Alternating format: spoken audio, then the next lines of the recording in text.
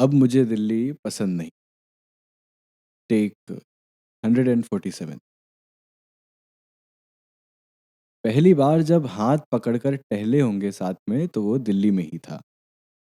Connaught place के करीब 25 चक्कर लगाए हो। कभी धूप में, कभी छाँव में, कभी तेजी से, कभी थक कर, जूते हाथों में पकड़कर। उस दिन से ठीक एक हफ्ता पहले ही तो उसका फोन आया था। उस दिन मैं सुशांत के साथ लखनऊ के महानगर इलाके में था। चुंगफा से हमने चिली चिकन पैक करवा कर उसकी गाड़ी में बैठ के हम ठंडी बियर पी रहे थे।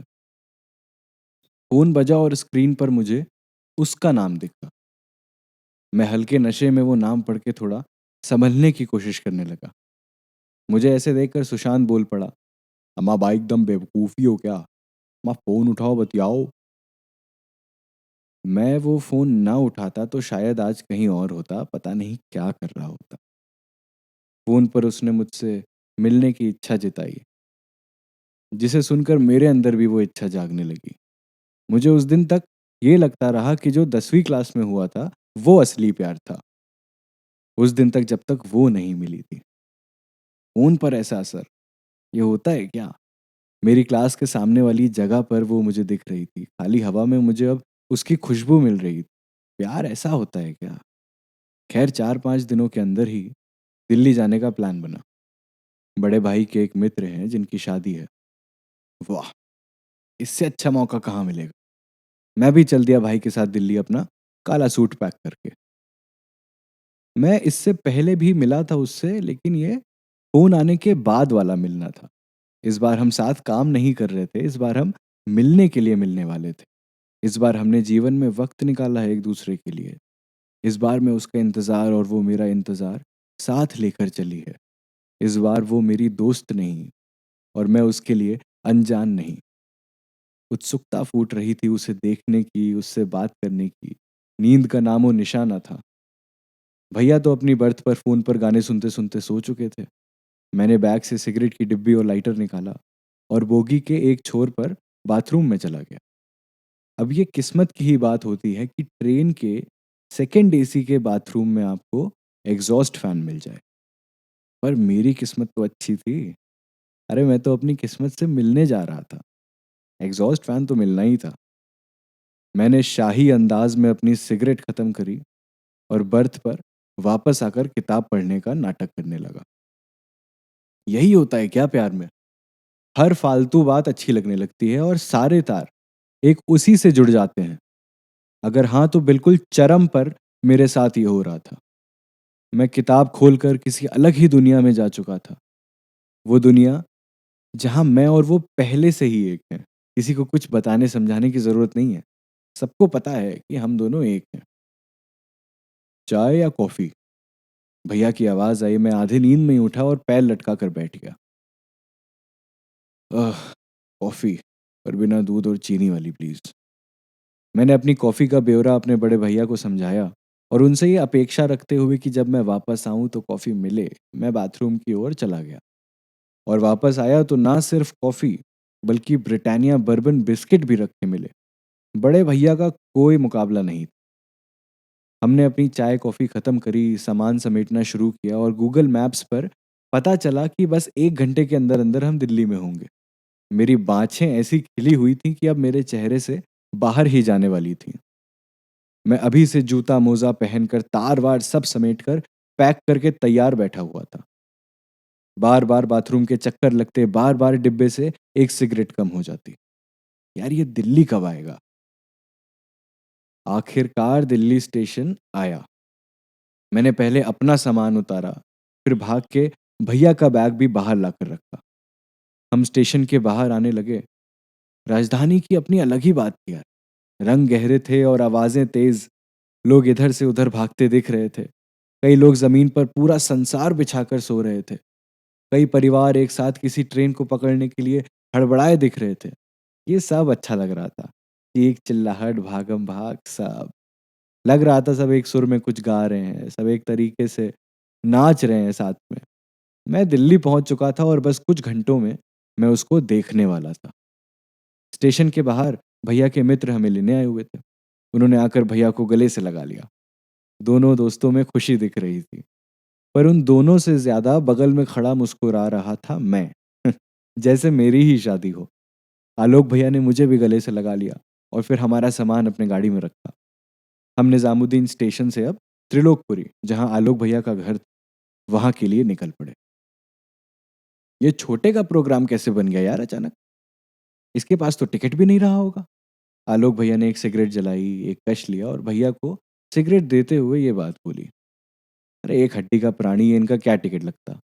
आधा टाइम तो बाथरूम में धुआं छोड़ते हुए आया है। पता नहीं किस दोस्त से मिलने की इतनी जल्दी थी कि साथ ही लग लिए। भैया ने सिगरेट पीते हुए और हंसते हुए मेरी टांग खींचते हुए कहा। मैंने ईयरफोन्स पर गाना सुनने का नाटक किया और खिड़की के बाहर देखता रहा। मैं तो जो देख रहा था वो कोई नहीं देख सकता था। मुझे सड़क पर घने जंगल, ऊंचे पहाड़, झरने, वादी ये सब दिख रहे थे। पहला नशा पहला खुमार वाला गाना आज लग रहा था जैसे मेरे लिए ही लिखा गया था। नीले आसमान में बुलबुलें उठ रहे थे और बुलबुलों में मैं उसके साथ नाच रहा था, छू रहा था उसको। ये सब बंद आंखों से महसूस कर पाना अपने आप में एक बड़ी बात। और आज ये बड़ी बात मेरे साथ हो रही। मैं प्यार समझ रहा हूँ शायद। इन सब ख्यालों में करीब 1 डेढ़ घंटे बीत गए और हम आलोक भैया के घर पहुंच गए। 4 मंजिल का ऊंचा मकान और हर मंजिल पर बालकनी। आलोक भैया ने घंटी बजाई तो ऊपर से ही किसी ने कोई बटन दबाकर नीचे का गेट खोल दिया। अब वाह, सही है यार। हम सब ऊपर कमरे में पहुंचे। चाय कॉफी का दौर चला और फिर आलोक भैया ने हमें बताया कि शाम को 7 बजे से प्रोग्राम शुरू होगा, तो उसी हिसाब से हम लोग तैयार होकर वहां पहुंच जाएं। वो और भैया कमरे के बाहर निकले कुछ बात करते हुए, तो मैंने तुरंत अपना फ़ोन निकाला। स्क्रीन पर फिर वही नाम आया, कॉल अब लग रही। फिर वही धक धक धक धक शुरू हो गई, जैसे कोई अटैक आने वाला हो। पहुंच गए तुम दिल्ली। एक आवाज़। इस आवाज़ को मैं पिछले 48 घंटों से अपने दिमाग में लगातार चलाए जा रहा था। इस आवाज़ को सुनने के लिए ही तो लखनऊ से दिल्ली तक का सफ़र तय किया है मैंने। और अब ये आवाज़ बस स्क्रीन के उस तरफ से आ रही। हम वाकई एक ही शहर में हैं, बस थोड़ी देर पहले यार। और ये तुम्हारा शहर तो बिल्कुल तुम्हारे जैसा ही है, मैंने हंसते हुए कहा। तो इसका मतलब शहर आते ही पसंद आ गया तुमको? वो बोली और हंस दी। एक तो उसकी आवाज़ और उसकी हंसी। ओहो, मेरी तो जान ही ले लो यार। अरे बहुत। कल दोपहर में मिले फिर, अगर ठीक लगे तुम्हें। मैंने उत्सुकता से पूछा। अब ठीक नहीं भी लगे तो मिलना ही पड़ेगा। इतने दूर से आया है आदमी, ना मिलना तो नाइंसाफी हो जाएगी। उसने मुझे चिढ़ाते हुए कहा। अगर नहीं मिलना हो तो अपना पता दे देना, आकर वहीं दरवाजे पर बैठ जाऊंगा। फिर खुद ही मन करेगा तुम्हारा मिलने का। मैंने भी चिढ़ाते हुए कहा और हंसने लगा। मुझे यकीन नहीं हो रहा था कि ये सब मेरे साथ हो रहा है, कोई चिढ़ा रहा है मुझे। इसका मतलब किसी को ये पता है कि मुझे कैसे चिढ़ाया जाता है। इतनी बारीक सी चीज किसी को ध्यान है मेरे बारे में। मैं ज़रूरी हूँ किसी के लिए। शायद कोई प्यार करने लगा है मुझसे। मतलब मेरी तरह कोई और भी है। ये सब ख्याल मुझे एक बादल पर पहुंचा चुके थे और मैं बिस्तर पर लेटा हुआ मुस्कुराते हुए ही सो गया। शाम को भैया ने आकर जगाया और तैयार होने को कहा। हम जल्दी से तैयार हुए और कार्यक्रम स्थल पर पहुंच गए। बाहर पार्किंग में ही सभी मित्रों ने गाड़ी की डिक्की में मदिरा पान की बढ़िया व्यवस्था कर रखी थी। हमारे जाते ही हमारे लिए ग्लास में विस्की डाली गई। अंदर से दोनों में चिकन टिक्का और पनीर मसाला आया। एक वेटर पीनट्स लाने के लिए भगाया गया। हम सब किसी युद्ध पर जाने से पहले सिपाहियों की तरह काफी जल्दी में शराब पी रहे थे। धुआं उठ रहा था, हंसी ठहाके लग रहे थे। ये दौर हमारे जीवन से कभी नहीं जाता। दोस्तों के मिलते ही हम दोबारा वही बन जाते हैं जो बचपन में होते थे। वही चुटकुले, वही बातें और उन्हीं बातों को बार बार करने की इच्छा। ये आराम तो बस एक दोस्त के साथ ही मिलता है। अब हल्के नशे और बेहद खुशी के साथ हमने पूरी शाम आलोक भैया की शादी में बस लड़के वालों की नाक ऊंची करने में लगा दी। देर रात पार्टी खत्म हुई और हम वापस आए। बिस्तर पर लेटते ही मेरी नींद गायब। अब कल का इंतजार। अरे कल ही तो मिलना है। मैं सो नहीं पा रहा था तो फिर छत का रास्ता खोजने लगा। फिर आलोक भैया की एक बालकनी काम आ गई। सिगरेट जलाकर मैं वहीं बैठ गया और मुस्कुराते हुए धुआं छोड़ने लगा। कल की सुबह जीवन की नई सुबह होने वाली थी। शायद कुछ बदलने वाला था। मैंने सिगरेट बुझाई, पानी पिया और आकर लेट गया। सुबह अलार्म बजा। अलार्म को बंद करके मैं नहाने चला। वापस आया तो बड़े भैया अभी सो के उठ ही रहे थे। वो मुझे देखकर जोर-जोर से हंसने लगे। ये देखो, नहा धोकर तैयार है साहब। कहाँ है साहब? किससे किससे मिलने की तैयारी है सब? भैया सीधे मुझे देखते हुए बोले, अरे वो पुरानी दोस्त है भाई, बस ऐसे ही सोचा कि दिल्ली में हूँ तो मिल लो ज़रा। ये कहकर मैं जितना तेज़ हो सके वहाँ से निकल गया। अब इंतज़ार था दोपहर का। जगह तो उसने कनॉट प्लेस ही बताई थी। त्रिलोकपुरी से वहाँ जाना कैसे होगा? क्या टैक्सी कर लूँ? लेकिन इतने पैसे नहीं हैं। तो क्या मेट्रो से चला जाए? मेट्रो ठीक। ये पूरी वार्तालाप मैं खुद से किसी बस स्टॉप पर खड़ा होकर कर रहा था और आगे का प्लान बना रहा। त्रिलोकपुरी स्टेशन से पीली लाइन पर बैठना है और राजीव चौक पर उतरना है। ये बात उसने मुझे समझाई थी फ़ोन पर, मैसेज भी किया था। मेरे मन में बस यही ख़्याल आ रहा था कि इतनी दूर क्यों है सब कुछ? देश की राजधानी में तो सहूलियत होनी चाहिए। यहाँ तो साला पूरा दिन लग जाए किसी को देखने में। मेट्रो की ठंडी-ठंडी हवा में और पिछली रात की थकान के बाद मुझे कुछ 1-2 मिनट ही लगे होंगे और मैं अपने सपनों की आगोश में जा चुका था। अगला स्टेशन राजीव चौक पे। दरवाजे बाएं तरफ खुलेंगे। कृपया दूरी का ध्यान रखें। एक आदमी की आवाज मेरे सपनों में गूंजने लगी। मैं किसी रेगिस्तान में पानी खोज रहा था और अपने ऊंट को बचाने के लिए दर दर भटक रहा था। ये राजीव चौक स्टेशन कहाँ से आ गया?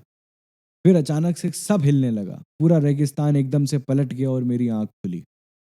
मैं भीड़ के बीच बैठा हुआ था और ऐसा लग रहा था कि लोगों ने कुआं बना करके अंदर फेंक दिया है मुझे। मैं अफनाहट में हड़बड़ाता हुआ उठा और खुले हुए गेट की ओर देखा। फिर ऊपर बत्ती पर देखा कि राजीव चौक ही लिखा हुआ है।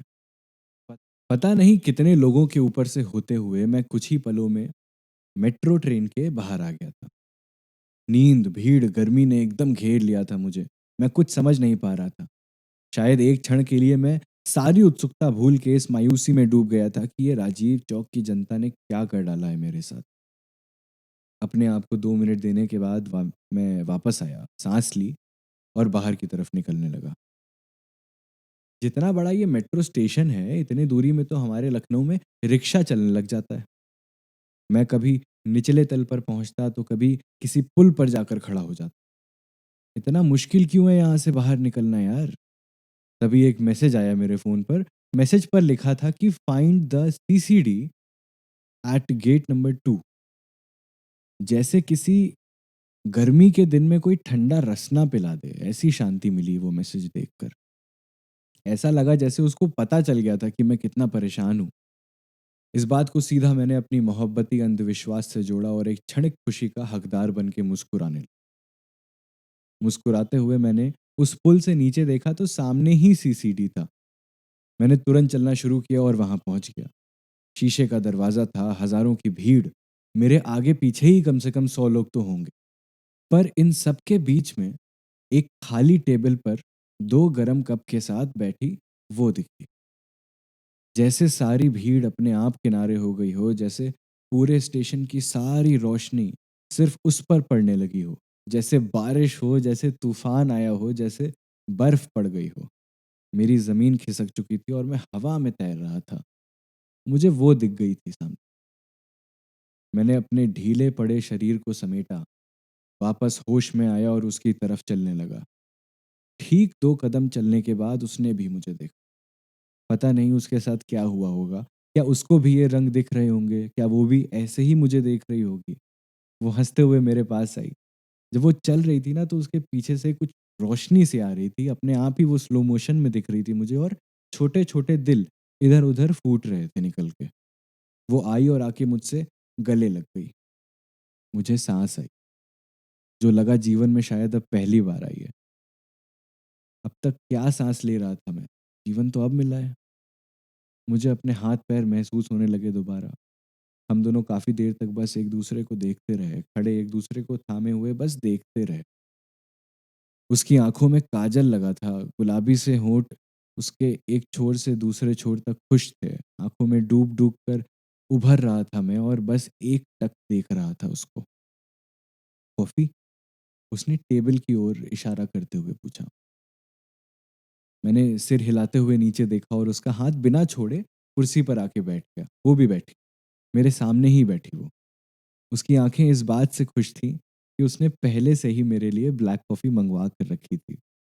उसकी आँखें इस बात से खुश थीं कि जो ये इशारेबाज़ी वो कर रही थी, वो सार्थक हो रही थी। वो खुशी दिख रही थी मुझे। इस तसल्ली में हमने अपनी कॉफ़ी ख़त्म करी और हम दोनों उठे और बाहर की ओर आ गए। कनॉट प्लेस एक बहुत विशालकाय बाज़ार है, गोलाकार रास्तों पर बना हुआ है। बीचों बीच एक महंगम सा उद्यान है और उसके चारों ओर बस दुकानें ही दुकानें। हमने टहलना शुरू किया। पहली बार जब हाथ पकड़कर टहले होंगे साथ में तो वो दिल्ली में ही था। कनॉट प्लेस के करीब 25 चक्कर लगाए होंगे। कभी धूप में, कभी छाँव में, कभी तेज़ी से, कभी थक कर जूते हाथों में पकड़कर। चलते रहे, एक दूसरे को महसूस करते रहे, देखते रहे इस असलियत को जो घट रही थी हमारे साथ। कभी वो मकई वाले को खोजने लगती, कभी उसको आलू चाट दिख जाता। मैं इस अनुभव में विलीन हो चुका था। मुझे ये ज़िंदगी भर करना था और इसी के साथ करना था। ज़िंदगी गुज़र करनी थी इसके साथ ही, इसके चुलबुलेपन के साथ, इसकी आवाज़ के साथ, इसके साथ के साथ। करीब-करीब 3 से 4 घंटे बीत चुके थे, हम टहलते ही जा रहे थे। हमारे चेहरे की खुशी अब धीरे-धीरे कम हो रही थी। एक सच्चाई सामने आ रही थी। रात की ट्रेन से मुझे वापस जाना था। उसने बहुत कोशिश करी हाथ थाम के इस गम को दूर भगाने की, पर किसी बुरे साए के जैसा ये ट्रेन के जाने का वक़्त पीछे ही पड़ा। हम आउटर सर्कल की एक दुकान के सामने आकर बैठ गए। मैंने एक सिगरेट जला ली और उसने अपना सिर मेरे कंधों पर रख दिया। वो थकान से लंबी साँसें ले रही थीं, आँखें बंद थीं और मेरे कंधों पर झूल चुकी थीं। मेरे अंदर किसी पहाड़ जैसा गुरूर आ चुका था जो दुनिया की सबसे खूबसूरत रचना को इस वक़्त अपने कंधे पर सहारा दे रहा था। मैं चाहता था ये वक़्त बस अब यहीं ख़त्म हो जाए। इस क्षण में पूरी दुनिया समा जाए और अगला क्षण हो ही ना। करीब आधे घंटे बाद उसने अपनी आँखें खोली और मायूसी से मुझे देखने लगी।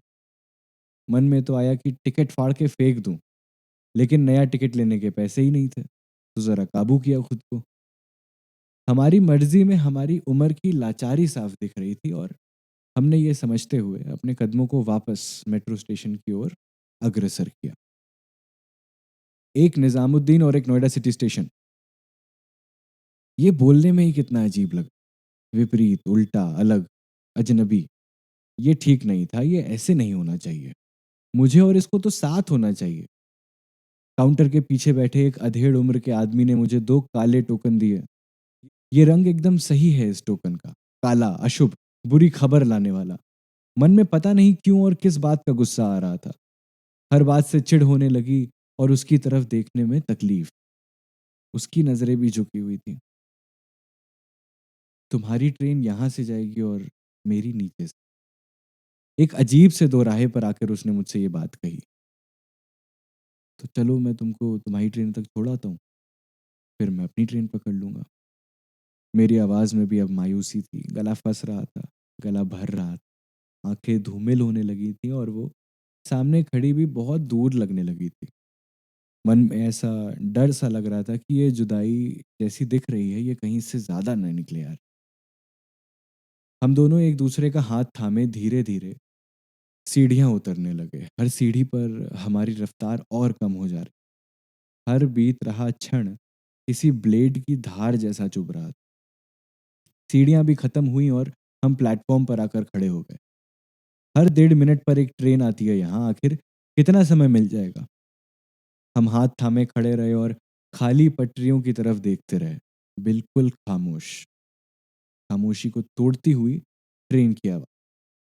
धक, धक, धक, धक, धक, धक मेरा दिल आवाज़ करने लगा था और आँखें भारी हो चुकी थीं। मुझसे मेरा मोबाइल नहीं पकड़ा जा रहा था। सब कुछ भारी लगने लगा और एक ही क्षण में मैं वहाँ से आ गया। उसकी ट्रेन आई होगी, वो बैठ गई होगी, मुझसे और नहीं हो पाया। मैं भागता हुआ अपने प्लेटफ़ॉर्म पर आया और खड़ा रहा सन्नाटे में। फिर फ़ोन बजा। स्क्रीन पर फिर उसी का नाम था। अब ये तो लाज़मी था कि हम दोनों एक-दूसरे के बारे में ही सोच रहे होंगे इस वक़्त, पर कुछ हुआ और मैंने फ़ोन नहीं उठाया। मैंने अपना बैग उठाया और उस प्लेटफ़ॉर्म की ओर दौड़ने लगा, जहाँ उसको अभी छोड़ के आया था। मेरे मन में कुछ तो था जो ये कह रहा था कि भाग और तुरंत भाग। एक सिरे से दूसरे सिरे तक मैंने बिना रुके एक दौड़ लगा दी। मेरा फ़ोन लगातार बज रहा था और मैं बस ये जानता था कि मुझे वहाँ पहुँचना ही है। मेरी कमीज़ बाहर आ चुकी थी, बाल बिखरे हुए थे और हाल बेहाल था। मैं वहाँ पहुँचा। मैं उसी प्लेटफ़ॉर्म पर खड़ा हुआ था जहाँ उसे अभी छोड़ के गया था। सामने वो भी खड़ी थी। फ़ोन कान पर लगाए इधर से उधर टहल रही थी। उसके चेहरे पर चिंता थी, दुःख था। उसके चेहरे पर किसी चीज़ को ना पाने की मायूसी थी। उसके चेहरे पर इंतज़ार था। वो अचानक मुड़ी, उसने मुझे देखा। मैं मुस्कुरा नहीं पाया। वो मेरी ओर दौड़ पड़ी, हम दोनों ने एक-दूसरे को गले से लगा दिया। वो ज़ोर-ज़ोर से रोने लगी, मैं भी टूट गया। हम दोनों हबस-हबस कर रो रहे थे। हमने एक-दूसरे को और भी कस के जकड़ लिया। मैं उसका रोना, उसके आँसू, उसकी साँसें सब अपने गले पर महसूस कर सकता था। हमारे रोने की आवाज़ लोगों तक जा रही थी। लोग रुक-रुक कर देखने लगे। कुछ लड़के-लड़कियाँ देखकर हँस रहे थे। शायद कोई कवि था जो देखकर मुस्कुराया और आगे बढ़ गया। एक बुजुर्ग पति-पत्नी भी मुस्कुराए और मुँह बनाते हुए आगे बढ़ गए। मोहब्बत की भाषा तो सबको समझ आती है, ये तो सच्चाई है। नफ़रत और मोहब्बत सबको समझ आती है। मुझे नहीं पता वो कितनी देर था, पर मेरे लिए तो फिर भी कम था। हम अलग हुए और एक-दूसरे को देखा। हमारी आँखें लाल थीं, चेहरा भी लाल था और साँसें तेज़। हम अचानक मुस्कुरा पड़े और दोनों एक साथ फिर गले लग के हँसने लगे। मुझे उस पल में इस दुनिया की रत्ती भर भी फ़िक्र नहीं थी। कोई क्या कहता है, क्या सोचता है, मुझे इससे कोई फ़र्क नहीं पड़ता। मुझे इस इंसान से प्यार है और इसका सबूत मैं खुद को दे चुका हूँ। ये इंसान मुझे रुला देता है ना, तो आराम मिल जाता है। मुझे यही इंसान चाहिए। मैंने फिर से उसका बैग उठाकर उसको दिया और हँसते हुए उसको उसकी ट्रेन में बिठाया। मैं वहीं रुका हुआ था जब तक गुफ़ा में गायब नहीं हो गई वो ट्रेन, उसकी आँखें, उसकी मुस्कुराहट और वो। मैं फिर से अपनी ट्रेन की ओर आया और निज़ामुद्दीन स्टेशन की ओर चलने लगा। आधे घंटे में ही मैं स्टेशन पर था और बड़े भैया वहाँ मेरा इंतज़ार कर रहे थे। अगले कुछ आधे घंटे में हम अपनी ट्रेन में थे और सोने की तैयारी कर रहे थे। मैंने अपनी चादर बिछाकर उस पे अपना बैग रखा और सिर टिकाकर लेट गया। उस दिन सिगरेट की ज़रूरत महसूस नहीं हो रही थी। उस दिन मन खुश भी था, उदास भी। कनॉट प्लेस के वो रास्ते, वो सीढ़ियाँ, वो मकई वाला, वो आलू चाट वाला, ये सब जानते हैं मुझको और मेरी मोहब्बत को। हम टहलते रहे थे वहाँ, अपनी मोहब्बत हवा में घोलते हुए। रूहानी सी मोहब्बत, गुलाबी सी मोहब्बत, वो फ़िल्मों वाली मोहब्बत मेरी, दिल्ली वाली मोहब्बत। पर अब मुझे दिल्ली पसंद नहीं।